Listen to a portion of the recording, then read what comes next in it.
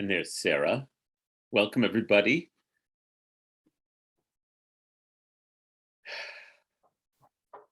We've reached the Torah portion called Hayei Sarah, meaning the life of Sarah. And Barbara Mermel and her brother Andy Mermel are here, who have been sitting Shiva for their mom, Helen, who I learned name was Chaya Sarah. So we can dedicate this Torah study to her. And I want to say a blessing, and then we'll launch in. Baruch atah Adonai Eloheinu melech haolam, asher kitshanu b'mitzvotav v'tzivanu la'asok b'divrei Torah. Blessed are you, source of life, our God, whose presence fills the universe, who makes us holy with your mitzvot and has given us the mitzvah of engaging in words of Torah.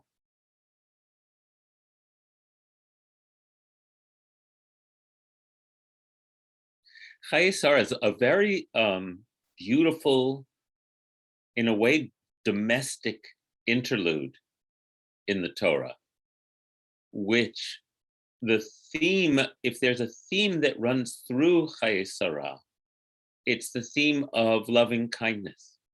And I actually want to focus on that today. It begins with Sarah dying, Abraham mourning her, and then negotiating for the purchase of a burial cave so that he can bury her. And then in the next chapter, he needs to find a wife for his son Isaac.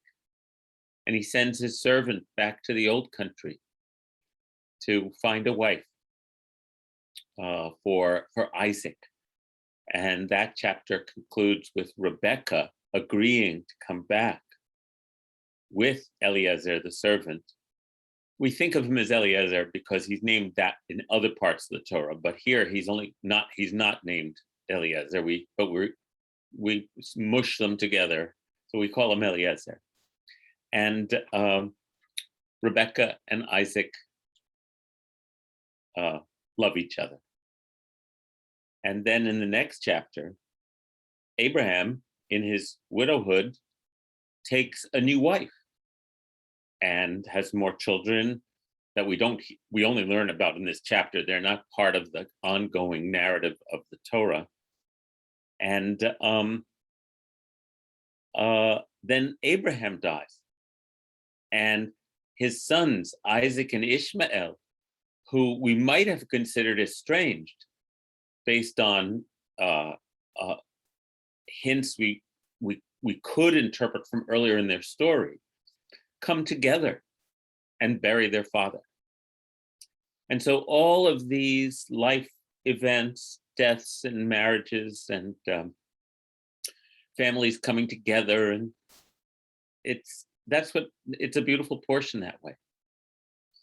Now, what I want to focus on today is just 2 days ago was the first yahrzeit, the first anniversary of death of Lord Rabbi Jonathan Sacks. Rabbi Lord Jonathan Sacks, who was the chief rabbi of Great Britain, and then in retirement, I think he spent a lot of time at NYU lecturing and writing. And he died too young of cancer last year at this time. When a great Torah scholar passes away, the traditional way to honor them is by teaching their Torah. And since this is the first anniversary of Rabbi Sacks' death, I wanted to teach his Torah, some of his Torah on this portion. I'm actually going to read to you a piece he wrote about Hayei Sarah that I think is so eloquent that I didn't want to try to summarize it. So you'll forgive me for reading someone else's words, but I want to do it to honor this wonderful teacher. And I want to prepare you for this reading by explaining that The word for loving kindness is chesed in Hebrew. And chesed gets repeated numerous times, especially in the story of Abraham's servant Eliezer going to hopefully find us a mate for Isaac. And what I'm going to do, I don't think I'll share the screen with Rabbi Sachs's words. I think I'll just read them to you. And let me bring them up. Hold on a minute. Where am I?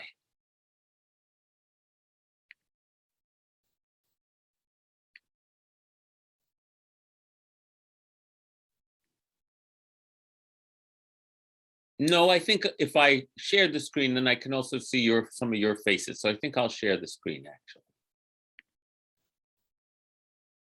And let me do that.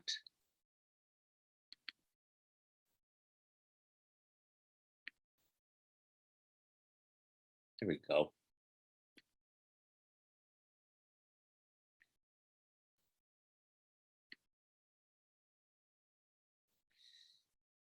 So this is Rabbi Sachs this reading is just from 2015 originally.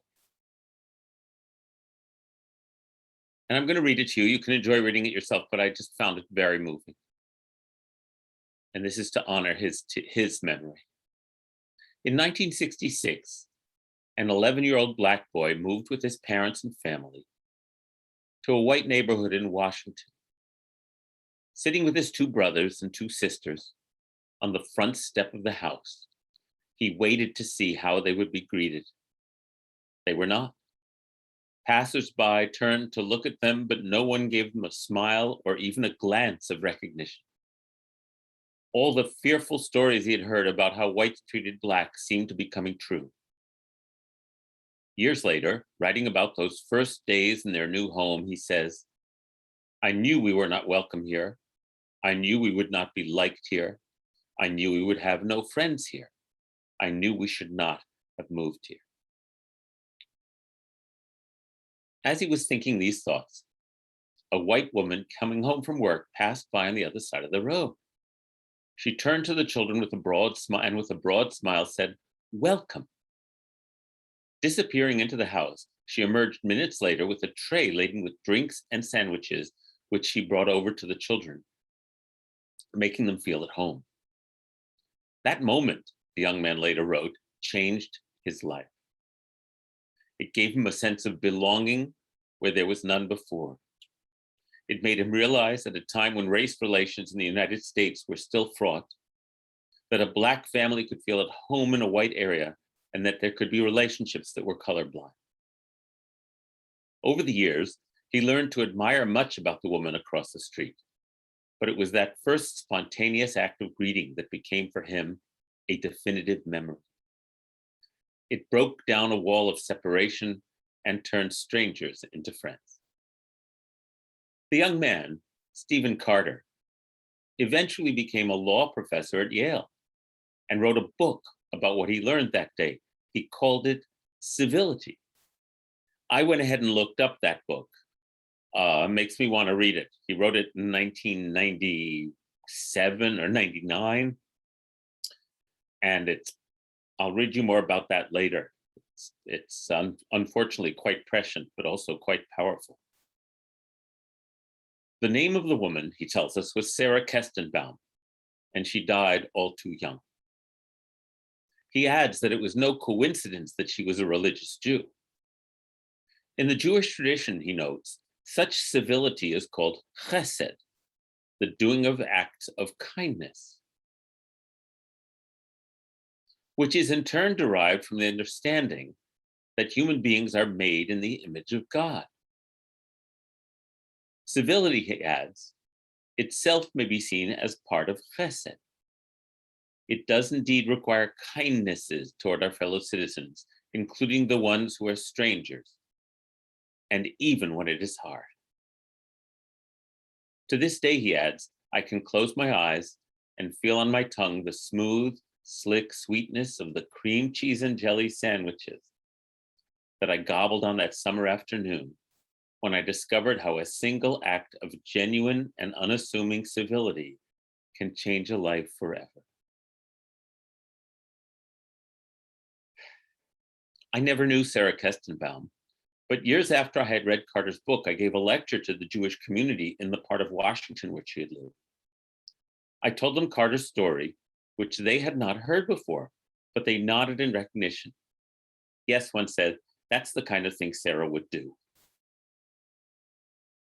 Something like this thought was surely in the mind of Abraham's servant, unnamed in the text, but traditionally identified as Eliezer, when he arrived at Nahor in Aram Naharaim, northwest Mesopotamia, to find a wife for his master's son. Abraham had not told him to look for any specific traits of character. He had simply told him to find someone from his own extended family. Eliezer, however, formulated a test. So in the text, here, I'll expand on the text a little for you.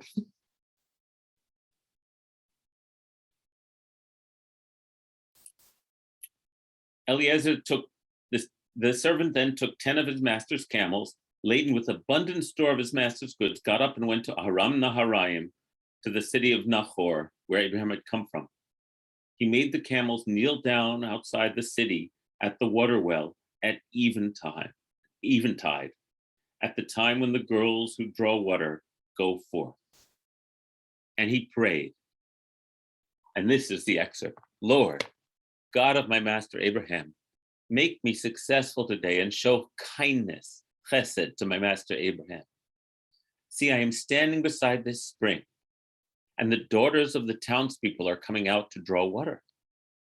May it be that when I say to a young woman, please let down your jar that I may have a drink, and she says, drink, and I'll water your camels too. Let her be the one you have chosen for your servant Isaac. By this, I will know that you have shown kindness, chesed, to my master. His use of the word chesed here is no accident, for it is the very characteristic he is looking for in the future wife of the first Jewish child, Isaac. And he found it in Rebecca. Because, let's see, does he continue? No, I'll tell you the rest of the story in case you don't know it.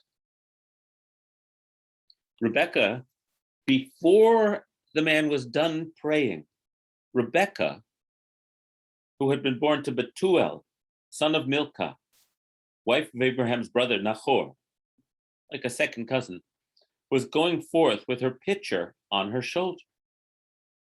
And she was a beautiful girl of marriageable age, a virgin. She went down to the spring, filled her pitcher, and went up.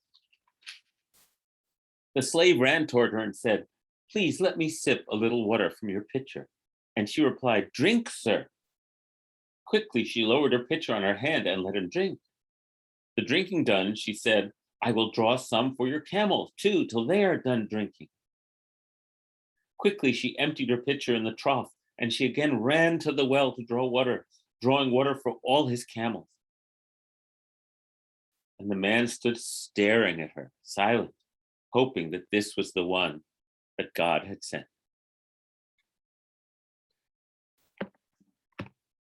She runs to the well. If you recall in last week's portion, here, I'll just stop sharing for a second. If you recall in last week's portion, when the three men appear before Abraham during the heat of the day, he runs to them. He runs to the herd to get a calf. He runs to Sarah to tell her to prepare a meal. It's this hastening to do kindness that is the quality of Abraham, and Sarah, who are associated with the quality of chesed in Jewish mysticism, that they're looking for, that Eliezer, the servant, is looking for in the person who will join that family. There are stories about Sarah's tent in the Midrash, and how they would keep the flaps open on all four sides to look for wayfarers that they could show kindness to. Okay, back to the story. Back to Rabbi Sachs, I mean.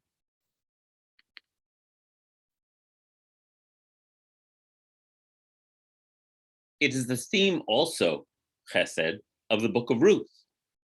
It is Ruth's kindness to Naomi, and then Boaz's kindness to Ruth, that Tanakh seeks to emphasize in sketching the background to David, their great-grandson, who would become Israel's greatest king.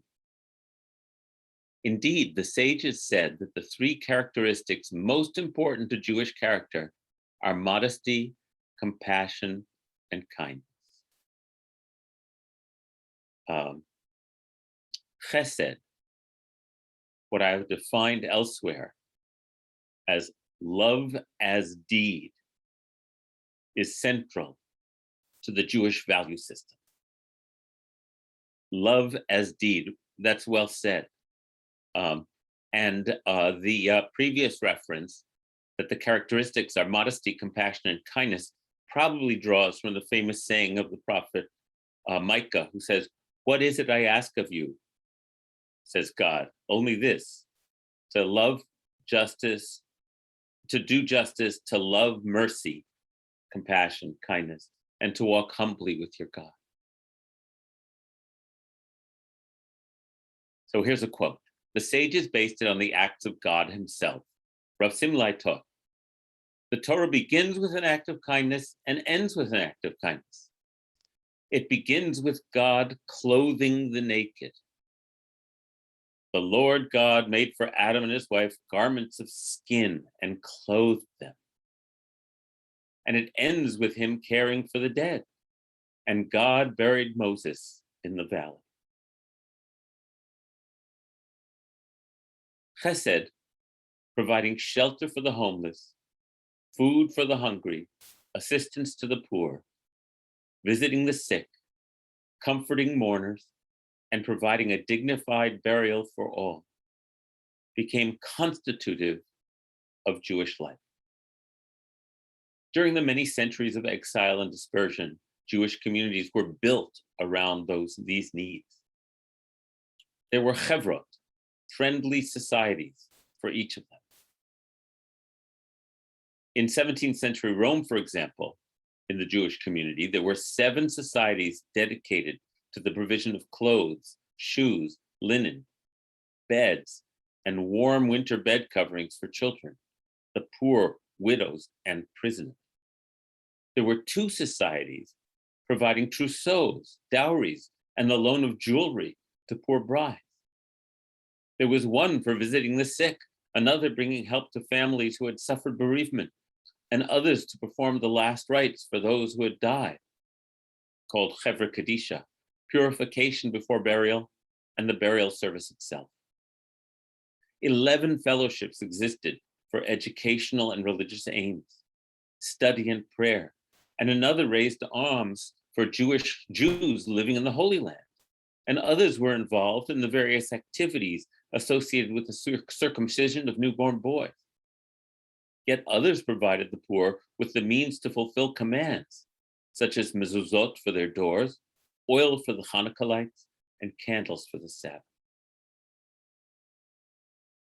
Chesed, said the sages, is in some respects higher even than tzedakah.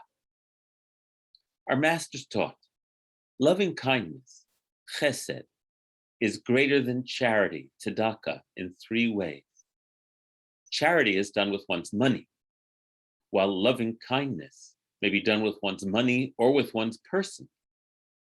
Charity is done only to the poor, while loving kindness may be given both to the poor and to the rich. Charity is given only to the living, while loving kindness may be shown to the living and to the dead. And that's from the Talmud. I didn't know that passage. I love that.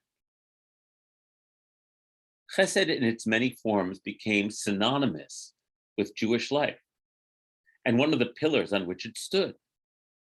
Jews performed kindnesses to one another because it was the way of God, and also because they or their families had had intimate experience of suffering and knew they had nowhere else to turn. It provided an access of grace in dark times. It softened the blow of the loss of the temple and its rights. Another quote. Once, as Rabbi Yochanan was walking out of Jerusalem, Rabbi Joshua followed him. Seeing the temple in ruins, Rabbi Joshua cried, "Woe to us that this place is in ruins, the place where atonement was made for Israel's iniquities." Rabbi Yochanan said to him, "My son, do not grieve, for we have another means of atonement which is no less effective." What is it? It is deeds of loving kindness, about which scripture says, "I desire loving kindness and not sacrifice." It's from the book of Hosea. Through chesed, Jews humanized fate as they believed God's chesed humanizes the world. As God acts towards us with love, so we are called on to act lovingly to one another.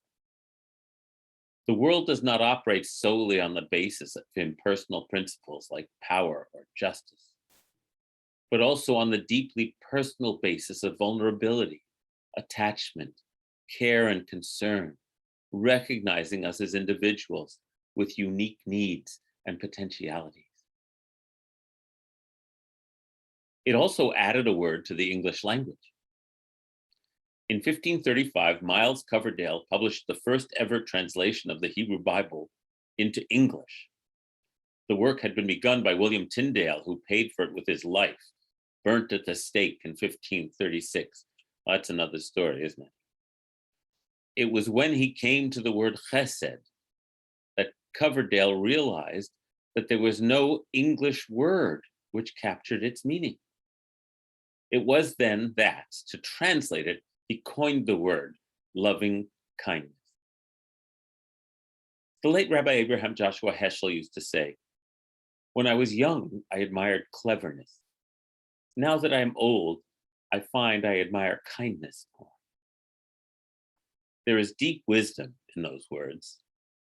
It is what led Eliezer to choose Rebekah to become Isaac's wife, and thus the first Jewish bride. Kindness brings redemption to the world, and as in the case of Stephen Carter, it can change lives. Wordsworth was right when he wrote that the best portion of a good man and woman's life is their little nameless, unremembered acts of kindness and love.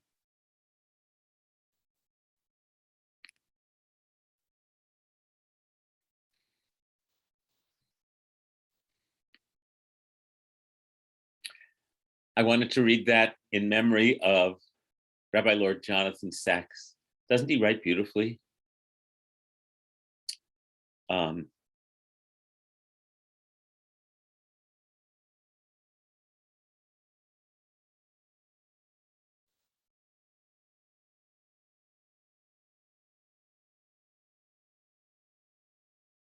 So I went and looked at Stephen Carter's work, the man he tells the story about. He's a Yale professor, a law professor at Yale, and also a very committed Christian, African American. And he wrote a book called Integrity. Thank you. He wrote a book called Integrity, and he wrote a book called Civility in the 90s. So I'm going to read you one more thing that is not my words today. I want to read you the description on Amazon on the publisher's description of the book Civility. I'm going to share the screen one more time.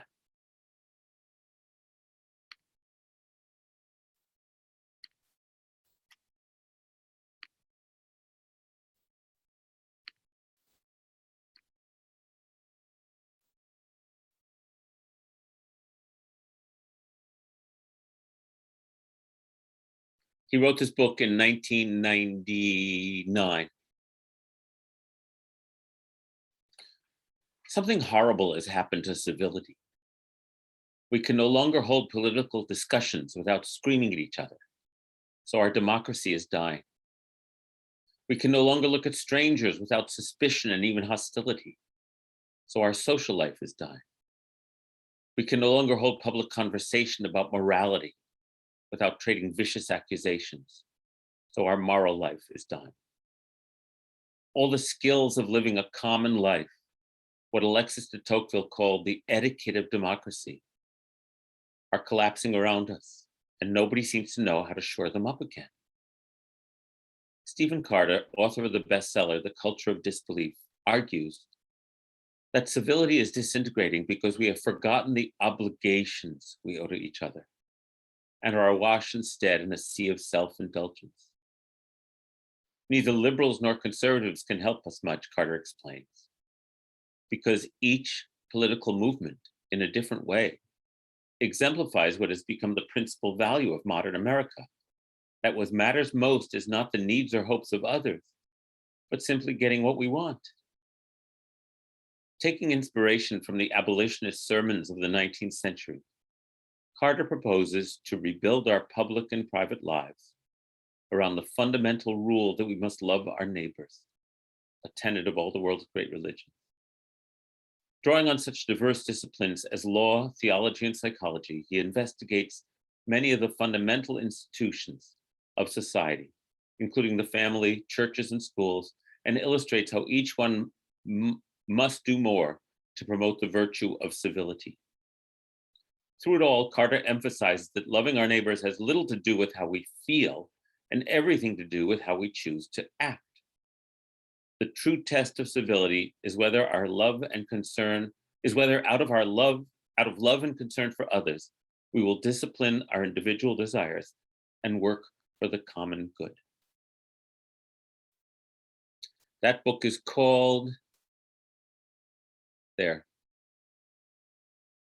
Etiquette of Democracy. I'm tempted to read it. Okay. I wanted to read that to you because acts of chesed in the Jewish tradition and Carter's take on love your neighbor and yourself, love your neighbor as yourself, are completely aligned. They're saying the same, they're saying exactly the same thing, which when we read Kedoshim and we've discussed the commandment to love your neighbor as yourself, we see that in Hebrew, that is a transitive verb, to love. It's not a feeling. It's not an inner experience. It's an action verb. And we know what it means to show loving kindness. It's not a mystery. And one of the tricks is to be able to do it when you don't feel like it, because it's an obligation. That's why in Hebrew, mitzvah doesn't mean suggestion. Right? Mitzvah means commandment. In the language of traditional Judaism, God commands us. If we don't think of God necessarily as a commanding being, I would suggest we could translate the word mitzvah as a sacred obligation of being a Jew, right? So we don't get caught up and hung up on, I don't want to be commanded to do something, right? Who is this commanding presence? I don't know this, no. So rather than get caught up in that old language of command, I like to think of it as sacred obligation. And it is. Any Jew that takes Judaism seriously, it is our sacred obligation to love our neighbor as ourselves, to act in ways of loving and kindness to our neighbors, not because we feel like it or even because we love them or like them. That makes the world go round.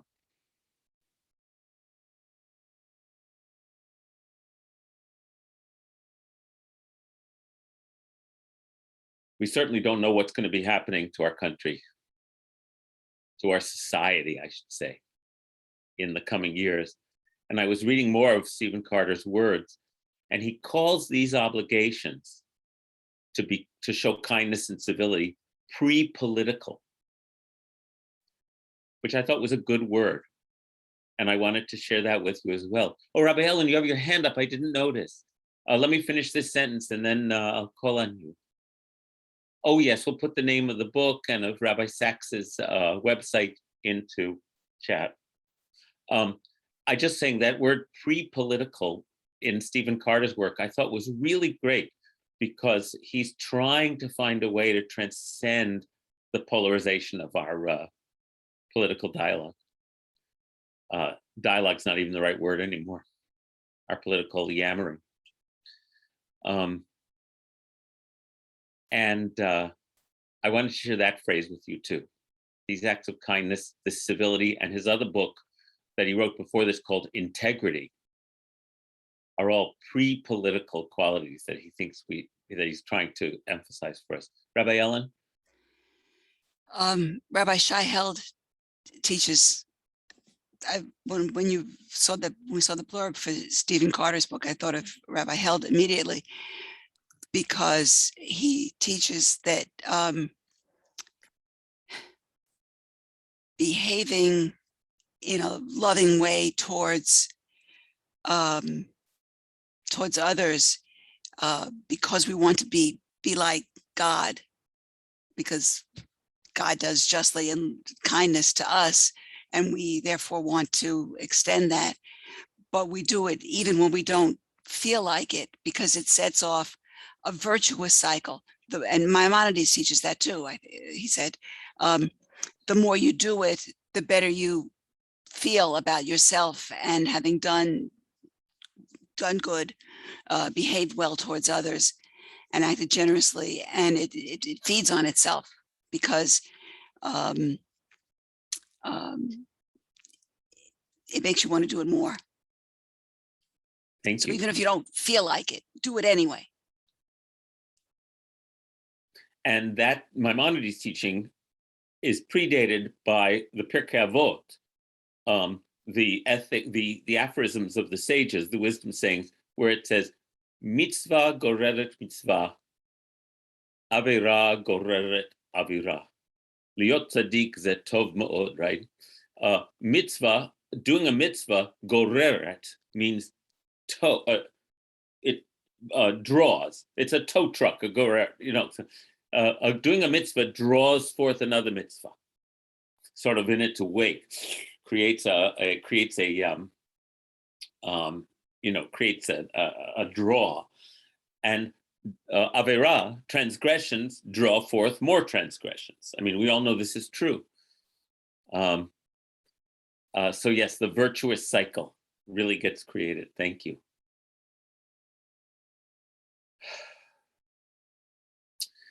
The fact that Carter's book, we draw from a well. Thank you, Rob. Stephen Carter's book, the fact that he wrote these books in 1999, and if we think back, oh, right, Newt Gingrich was Speaker of the House, blowing up any chance of civil discourse. The Clinton impeachment had just happened, and we were stunned. And now, 20 years later, it's almost like you can't even tell how things are degrading, because you get used to it. Not used to, but it becomes the new normal. And there's that saying from who was Margaret Mead's husband, Gregory Bateson, who said that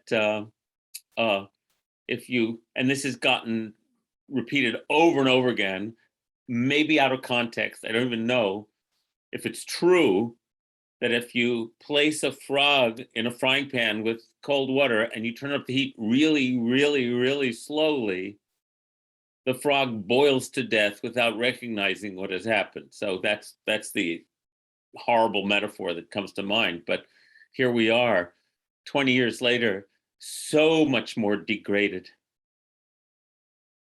And yet, I don't want to just be depressing, because everyone, countless numbers of people every day, are checking themselves, restraining themselves from lashing out, acting with kindness and love instead.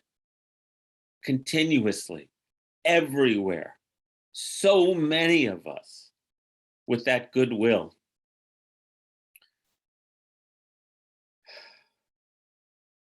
And that sense of obligation, that this is our duty to do this, that this is what makes the world go round.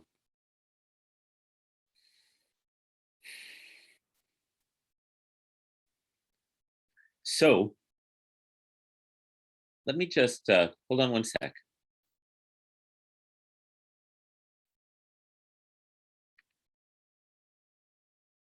Good. Yes, early voting. Thank you. Thanks for reminding us. And election day next Tuesday. Another obligation of living in a civic society.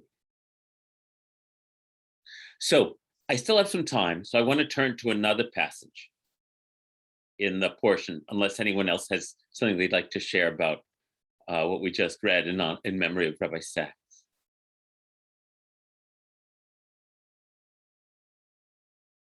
Senator Warnock calls vote prayers. Yeah, and one of the most compelling metaphors that we have in our recent tradition, when Rabbi Abraham Joshua Heschel, who Rabbi Sachs cites in his piece, marched with Martin Luther King and so many others on the march from Selma to Montgomery. He wrote King a letter later that says, "I felt that my legs were praying." And that phrase is always worth repeating, that it is the action that we do that we can fill up with our prayerful intention. I felt my legs were praying.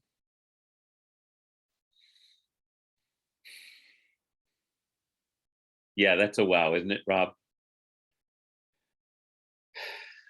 Yeah, I hope we can all live our lives in ways where we feel like our actions are prayer, our expression of our prayerful selves. So since we have a few minutes to go, I want to go to later in the portion. Rebecca is this loving, kind presence, and she agrees to go back with Eliezer. Ruth Hirsch says, the original word hospice meant both host and guest, and connoted the pleasure in both receiving hospitality and an offering. Wow, I didn't know that, Ruth. Thank you. Thank you. So Rebecca is asked by her family, will you go with this man? And she said, I will go. So they sent their sister Rebecca off with her nurse, with Abraham's slave, and with his men, and bestowed this blessing on Rebecca. Sister, may you become thousands of myriads. May your descendants take possession of the gates of their foes. And Rebecca and her servant girls got up and mounted the camels and followed the man as the slave took Rebecca and went off. Now, I remember what I wanted to say. You know that there's this phrase, some of you know, gmilut chasadim, which means acts of loving kindness. That's how the phrase chesed gets turned into a action concept, gmilut chasadim. And Abigail, who's not here today, but will be giving the Devar Torah this Saturday, has always taught us that it's interesting that Eliezer, the servant, comes with a caravan of camels who are called gemalim. The word gamal means camel. The word ligmol as a verb means to bestow. So camels become for Abigail a central image of how to travel to bring kindness to people. Anyway, I'll let her talk about it on Sunday. on Saturday. But the reason there's a connection there is because Gmilut Chesed means acts of loving kindness, bestowing loving kindness. And in fact, the village associations that Rabbi Sachs was talking about in 17th century Rome, which continue to this day, especially in the Orthodox world, but also in other parts of the Jewish world. These societies, these organizations that bestow acts of kindness are called gemachs. And gemach is simply an acronym for Gemilut Chesed, acts of loving kindness. If you go to an Orthodox, they don't have phone books anymore. I guess you have to look online. But I remember when I was in Beit Shemesh in an Orthodox community visiting a friend who had become very, very observant. She showed me the phone book.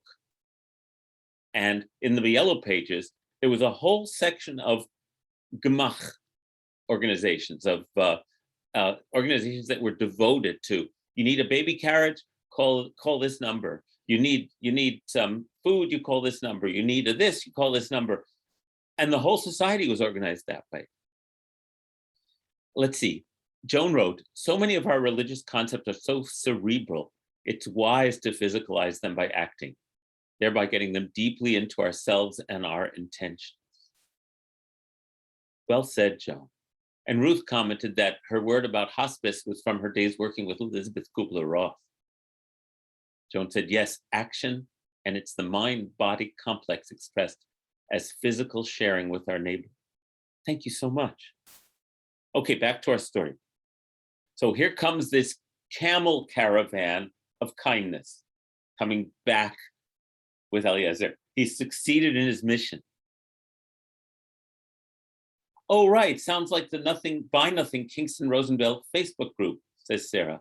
It's all folks giving and asking for free items, big and small. I was reading about this. There are thousands of these groups around the country now, which are just dealing with gifting. And yes, it's exactly like that. Isn't that wonderful? That impulse will not be squashed or a free cycle. Sarah says, I give all the time and ask for things when needed. Oh, you're part of the group, Sarah. That's fantastic. That's great. I've given, yesterday I gave away frozen hot dogs. I mean, I listed them and somebody wanted them, and I included some other foodstuffs. And my most favorite is, like, I had way too many tea bags and I posted it and somebody wanted it, and she couldn't drive and she was only like 2 minutes away from an errand I was running in Kingston, and I dropped them off. Like, I mean, how beautiful is that? Instead of putting them in the trash, somebody wanted them and could use them. You know, I don't know. I love it. No, you do know. That's a big deal. That is really good, Sarah. Thank you. Yeah. That is so good. In our hyper, the goal of an unfiltered capitalist society is to make you want things and then sell it to you. And so that's not the only way to run our lives. We know that. These acts of kindness, this whole kindness and gifting economy that we're describing here is just an incredible counterweight to the way where we are more than encouraged, compelled to waste things and also to consume things and to do it without a sense of being connected to one another.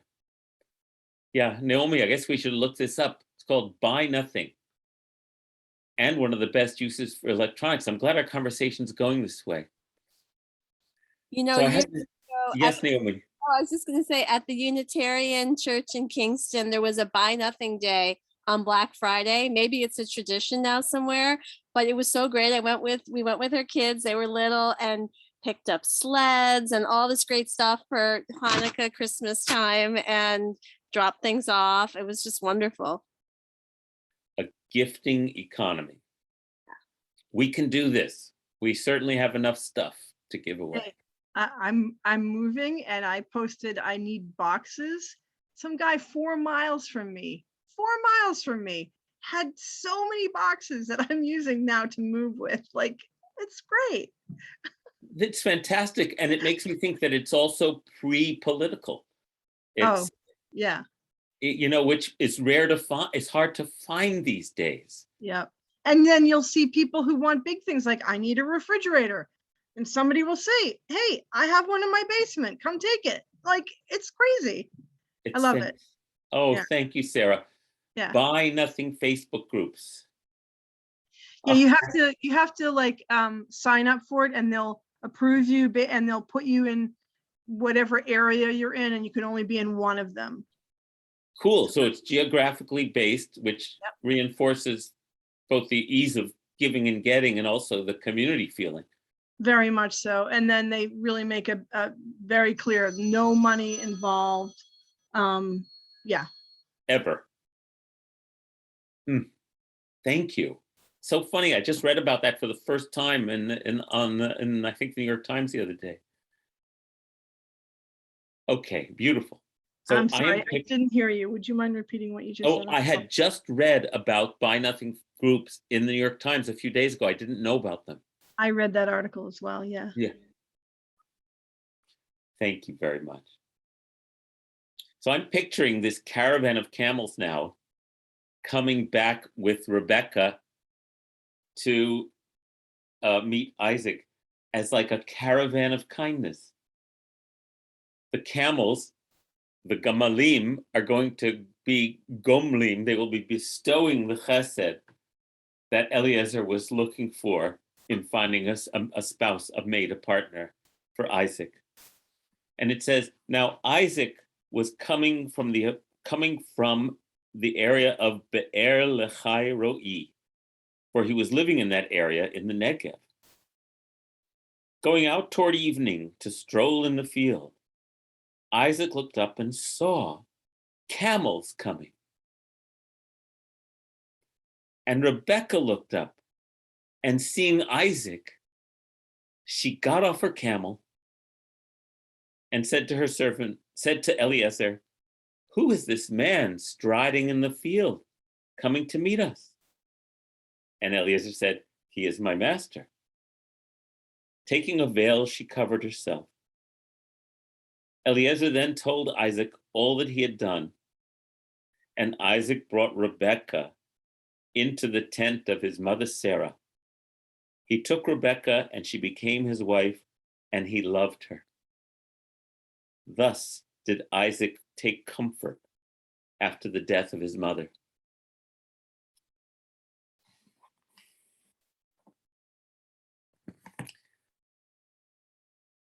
It's a beautiful image again. There's just so much gentleness in this portion. Love and kindness and sweetness. We hear that Isaac has been bereft since his mother died at the beginning of this portion, the 2 chapters ago. And so this mission that Abraham sent Eliezer on is a mission of also helping Isaac to heal from his grief and his loss, and to build his own life with a caring and kind partner, because his parents, Abraham and Sarah, were renowned for their chesed as well. And so Eliezer knew just what qualities to look for in searching for a spouse for Isaac, so that Rebecca would fit in, mesh so beautifully with this family.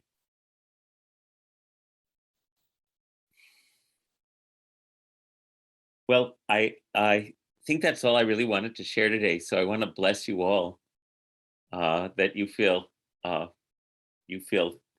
enriched by acts of loving kindness, and that we keep this theme of what makes a society a good society in the front of our minds, and in the actions of our hands, and anything we can do where we become vehicles for acts of loving kindness in our lives.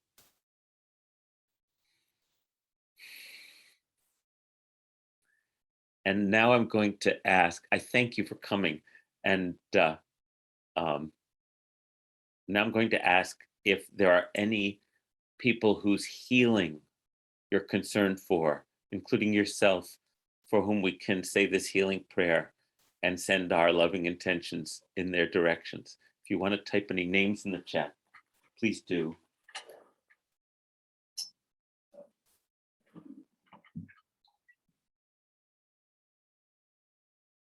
Rabbi Ellen is praying for Echazan Uri Michael ben Pnina, Linda Dias, Harav Miriam bat Sarah, Neshama bat Lupa, Bina bat Abraham, Chazan Jessica Leash, Miriam Yitzchaka bat Rachel B'chaim, Joan Goodman for her daughter Kayla, who had some minor surgery, Sarah for Batya and Ozzy, for Lenny, Stacy, Ronnie, and Barry, and Rob for virtually everyone I know. I know what you mean, Rob.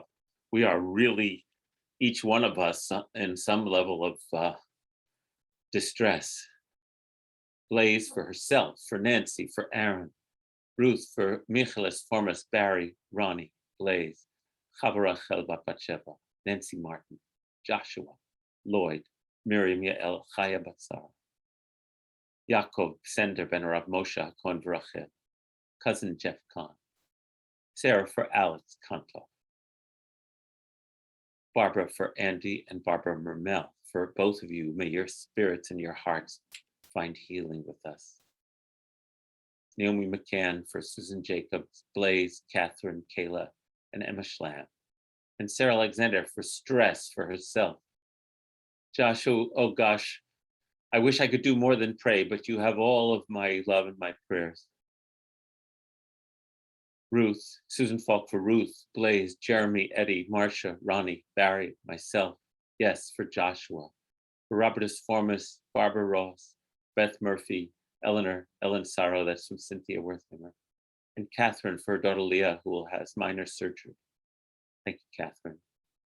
And Josh, sorry, it's a tough day.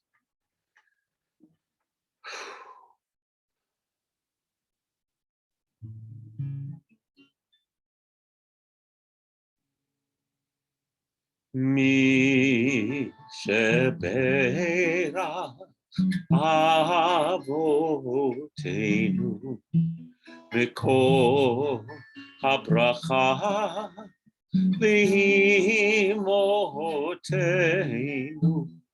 May the source of strength, who blessed the ones before us, help us find the courage to make our lives a blessing, and let us say, Amen. Mi sheberach imotenu mikol habracha le'avotenu. Bless those in need of healing with refuah shlema, the renewal of body, the renewal of spirit, and let us say, Amen. Help us find the courage to make our lives a blessing, and let us say, Amen.